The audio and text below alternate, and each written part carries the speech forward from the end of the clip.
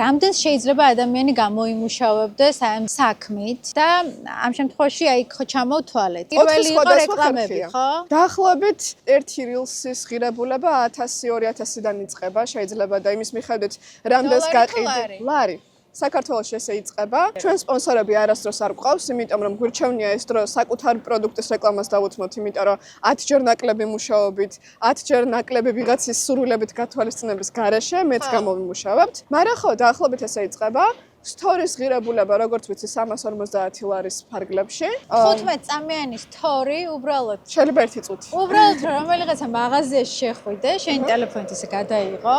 შესაძლებელია რომ ამ მაღაზიამ შენ გადაგიხადოს ამაში 300 ლარი. რაც უფრო პოპულარული ხარ, რაც უფრო ახლოს ხარ იმის აუდიტორიასთან, მაგალითად თუ მე მაქვს ტურისტული კომპანია და მოგზაურს დავასპონსორებ, ვიცი რომ უფრო ზუსტი არის ჩემი მიწვდომა და შეიძლება უბრალოდ ზოგადი მილიონ გამომწერიანი ბლოგერის ნაცვლად იმდენივე გადავუხადო უფრო ზუსტ ბლოგერს, რომელიც ეხება თავის ჩვეულებრივ კონტენტში იმ თემას, რომელზეც მე გვაქვს პროდუქტი ან სერვისი.